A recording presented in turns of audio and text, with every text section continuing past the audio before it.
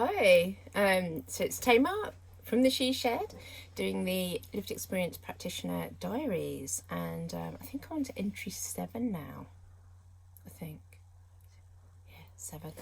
So yeah, I'm in my little She Shed, which is at the bottom of my garden, and because it's Friday night, I thought I'd get my Barry White on, and I've got a nice got my Himalayan rock salt candle going. Got my cup of coffee, and best of all, I've got, look at these white cinnamon and chocolate biscuits from Aldi, because I'm classy like that. If anyone's not from the UK, Aldi is kind of, let's just say it makes Walmart look really cheap if you're from the US. If you're from anywhere else, basically it's like a discount kind of food shop. But they do really nice food, which I think I'll also have one of these biscuits because they look quite nice. Yeah. So anyway, when I'm not getting distracted by biscuits, where was I? So what I'm trying to do with these diaries is basically update, sort of like daily if I can. It's basically the impacts of trying to find legal aid or pro bono legal aid, legal support to fight discrimination that I've experienced in the workplace as a lived experience practitioner. And a lived experience practitioner is somebody who uses lived experience of their own adverse mental health within the work that they do using an experiential lens. And we all do that in different ways. You've probably heard of peer support workers if you work in mental health. I work, I suppose, more as a lived experience consultant. So I've got a master's in personality disorder, lived experience personality disorder, and I kind of do, generally I'm trying to do research, a kind of consultancy from an experiential lens, kind of designing sort of personality disorder, in inverted commas personality disorder, systems and services and blah blah blah blah blah. But anyway, I do it with a lived experiential lens. So I've basically got mad person on my head as a label when I'm working with organisations. So anyway, after all that, I don't know why that's beeping. I know why it's beeping. It's because of the battery. So you're just gonna have to ignore that. Or actually, I might just shut that down because that's annoying me. So yeah. So anyway, where am I with this kind of journey on gaining pro bono support? So anyway, what I had planned to do today was to email the list of pro bono lawyers that I've had given to me from the law firm who I requested pro bono help from, but who didn't have capacity to help. So I've got a list. My intention today was get on and get emailing that list. Did I do it? Did I fuck? So what have I done? I'm still feeling like I've got stuff done today. So one of the things that I'm quite chuffed about was, interestingly enough, a lot of the work that I do ends up coming from bumming around on Twitter and talking about lived experience, profession work and discrimination and etc. etc. So a lot of it comes through conversation, and I can't remember exactly what the interaction was, but I'd kind of, I'd spoken to somebody, and basically this idea had morphed, because I've mentioned the discrimination diaries that I've just started, and I think we were talking about discrimination at work that we face. And I was like, well, why don't you come on and have it like a conversation? We could do one of the diaries as like a conversation where, between myself and this other person experiencing it. And then someone else had said, oh yeah, I'd like to do that. And it became like a bit of a brainwave, because at the moment, like I've said, one of the reasons for doing this is because this stuff happens, but it happens and we're often isolated within teams. We don't know that this is a thing, that this is it's more than, well, I say it's more than being incompetent. It's not about being incompetent, but often when you're doing this kind of work, you end up feeling as though you're incompetent when this stuff happens. So just to help people to understand that it's kind of a systemic issue and that it happens to a lot of other people. So even people who you think, oh my God, these are like giants in the field and they do amazing work, they experience discrimination too. I was kind of, I've been shocked that, because you just assume that people that are working what you think of as leadership or higher roles or kind of, I don't know, that have got titles in front of their names, people that are doctors or professors, basically whatever level we work at within the lived experience professions, you can guarantee that people who are our colleagues who are working within lived experience posts, who kind of are sort of at the equal to whichever level we're working at, you can guarantee that they will the experience they have will be different to us in terms of being in career progression or just in the way we're treated. You know, I was shocked when I spoke to a professor of so she's a researcher professor, and thinking, oh, you know, like to have got to that level of working and be respected and having written books and having written articles and blah blah blah.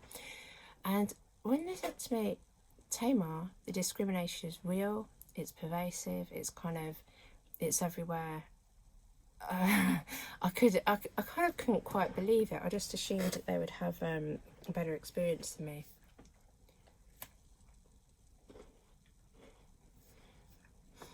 I need a biscuit to get over that, because for me it was kind of a shocking moment.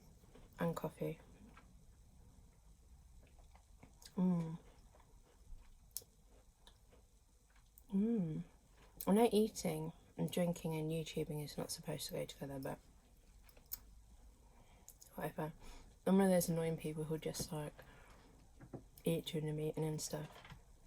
It depends how flagrant I'm feeling. I've actually sat big meeting once eating toast on Zoom. You know, like other people probably turn their camera off. Yeah.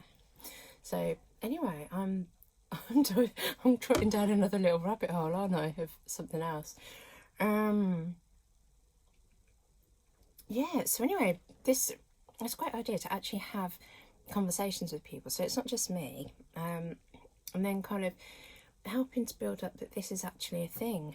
And the other interesting thing was that again, I was kind of feeling like, oh, I haven't done much today, but I did an interview on lived experience leadership with somebody who is doing some research on the subject. So I was very interested in it because I've also been sort of doing research and I'm interested in that area, and particularly one of the big themes in lived experience leadership that will be coming out is power, because that's the huge thing, but also discrimination. And that was something that we spoke of, and one of the things that I mentioned to her was about doing this kind of crowdfunding idea, because I was saying, well, I'll ask these list of pro bono lawyers. They're not pro bono lawyers, they're like normal lawyers, whatever normal is, but they just happen to do pro bono work sometimes, and you can bet that whatever pro bono work they do is sort of public interest. They won't. It's not that they'll be doing it all the time, because obviously they won't be making any money then. But sort of like the odd case that seems like a good cause. And see, one of the other issues, because our cause isn't really known, what's the point in doing it? Even my union are like, they don't get it. They're not, they're not going to provide any sort of legal help. So it's almost like, how is this going to happen? But yeah, anyway, I'd mentioned the crowdfunding idea to her and just said, oh, you know, it feels really, what's the word, like almost shaming in a way to kind of do this crowdfunder thing, where I said to her, I might get a little 10p or £1 and it'd be really embarrassing. So I was kind of sharing this with her, and actually she's done a lot of crowdfunding in the past, and she was because again, one of the things I know is that people within our community don't have much money. We're kind of poor because, you know, that whole discrimination thing about how much we get paid for work we do and getting paid less because we are mad and open about it. It's okay to be mad and keep it undercover. You know, a bit like what it probably was to be gay a while back. You know, you kind of I mean, at least now it's more, I don't know, things still happen, but it's a bit more illegal, if you know what I mean. or it's a bit less, it's something that people stand for less, whereas, you know, with us, it doesn't matter, we're just sort of mad. If it's spiritual practitioners, you can, you know, you can earn less, it's fine. You know, no career opportunities, that's fine. Yeah, we'll get someone else to manage you who's not in your discipline, because you guys are, you know, worth less. So anyway, what am I chatting about? Yeah, so she was mentioning that again, something that I kind of know anyway about sort of targeting obviously kind of higher income groups, or you know, just places that may contribute, or people that may contribute. I kind of, I'm saying this and kind of looking off into the far distance thinking, oh, I can't think of, you know, and it I don't know, I feel really uncomfortable, I think, because I know if someone was doing crowdfunding, they kind of asked me for money, I don't have a load of like spare income, and it feels a bit I don't know, just a bit you know. So yeah, and I don't know, there's something about not feeling I don't know, deserving about this, or I don't know. So basically it taps on a lot of different buttons that I have. However, we were talking about it and how to do it, and also one thing that I was saying was that it's a for me, it's almost like framing this as a piece of performance art, and I mentioned this in my last diary, where it's often a case of how you look at something. So what am I trying to achieve? Yes, I am trying to achieve actually having legal representation, sort of court or tribunal. You know, I mean, it may be that sort of working issues are, you know, settled before it needs to go to any sort of tribunal or anything. But the one thing that has happened is that the issues that I've faced have, you know, they've kind of, this year they've decimated my health. I've had five hospital admissions. Two were I've had 2 seizures. I've had yeah, so I need stitches in my face for one.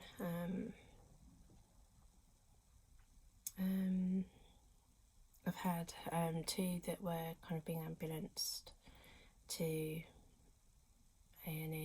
and then kind of I think I had an overnight stay for one, and then a few days for the other, and that was yeah, kind of basically feeling like I couldn't take it anymore, so I ended up in hospital, joined the dots.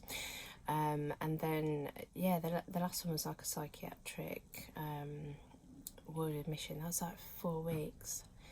Oh my god. So I've had a really shitty year, and all of these things. Oh yeah, and you know, there were a couple of tooth surgeries because of tooth grinding, because of stress, and I hate the dentist, and it was traumatic. I had to have flipping sedation. It was shit.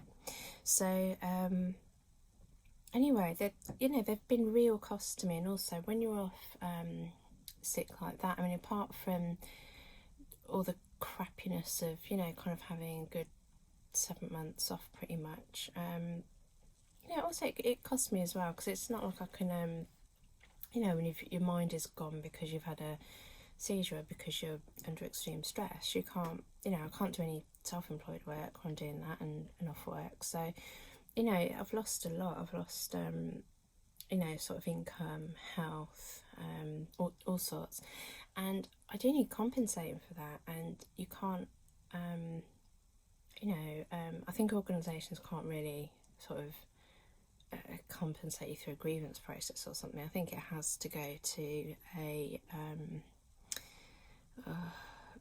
you know, to a, I don't know, a court environment or something. I don't know how that works, but for me it's important to have reparation for something that's been caused to me, because it needs to be acknowledged, and it needs to be you know, if an organisation you're working with values you, if they respect you, and they've done something to hurt you, despite you know, kind of despite you expressing beforehand in so many different ways that, you know, what they're doing could hurt somebody, it's hurting you, and then it, you know, what can I say? You need there needs to be you know, for an organisation to show it's sorry, but also to show that it really is committing to working kindly, compassionately, inclusively, fairly,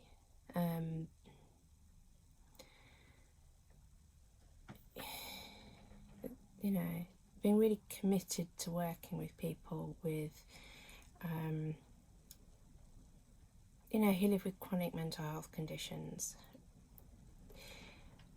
To do that, you've got to actually kind of you know, if you've cost somebody something, you have to get your hand in your pocket and actually say, you know, we're sorry, and this is, you know, this is showing that we're sorry.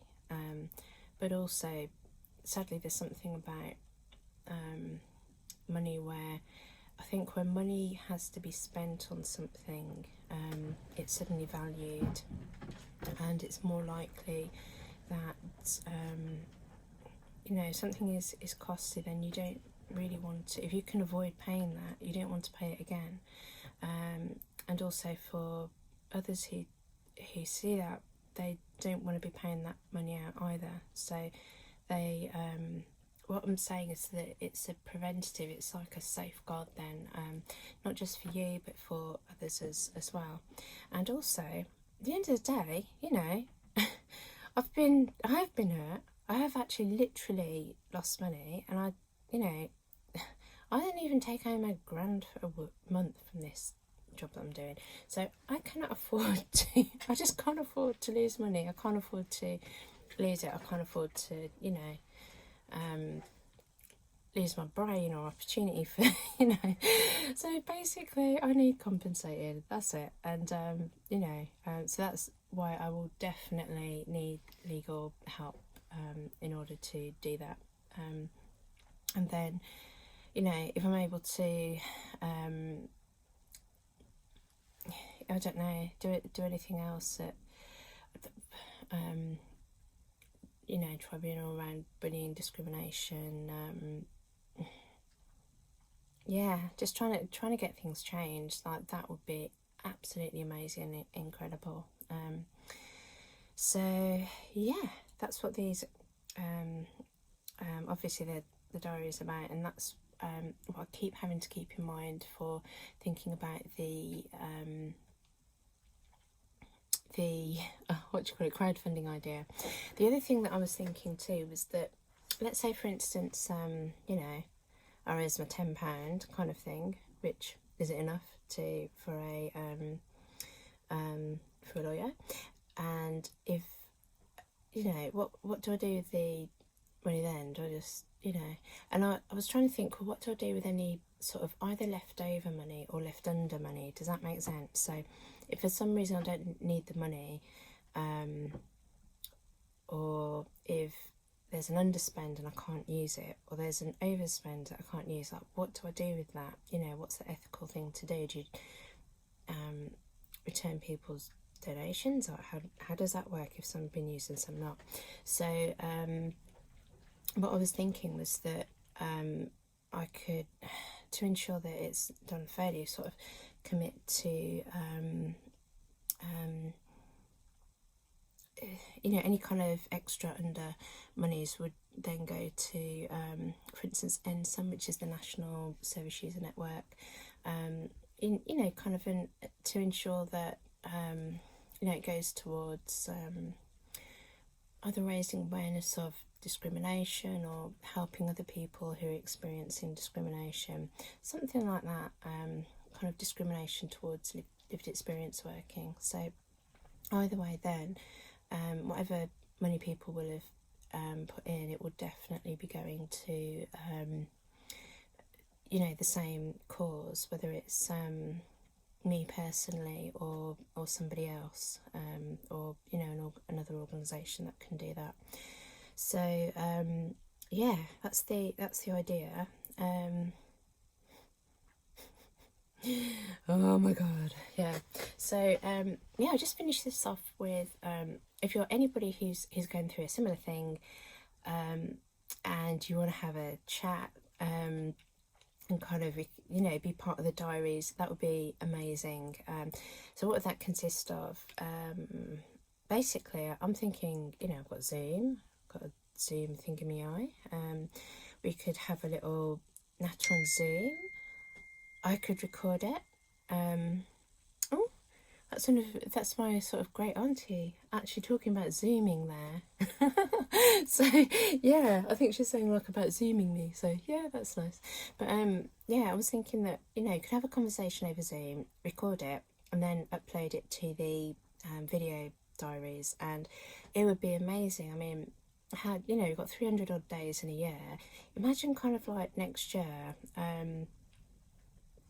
you know, just having like a load of people, and again, I'm just thinking, like, you know, diary entry, it'd just be like it'd be a chat essentially, where people can share their own examples of discrimination, just kind of chat about it. So particularly thinking about lived experience practitioners experiencing discrimination at work. So, you know, obviously we all know about sort of mental health discrimination, etc., etc. It's everywhere, but being specific to lived experience professions working, and the discrimination they face in the workplace. So yeah, if you're interested, hit me up. Yeah, just send me a message. Twitter's always good because I'm, you know, permanently glued to it. And it's great, you know, it's great for working, it's great for contacting people. So at the moment on Twitter I am at Tamar, spelled Tamar, _ White, spelled WH, Y for Yankee, TE. Bit like the whiskey, White and Mackay. Anyway, yeah, so yeah, if you message me on Twitter or you know, through YouTube or, you know, whatever, just yeah, just let me know. And yeah, it'd be nice to have a natter. As you can tell, I like talking. Oh, that's my great auntie again. I don't know what she's saying.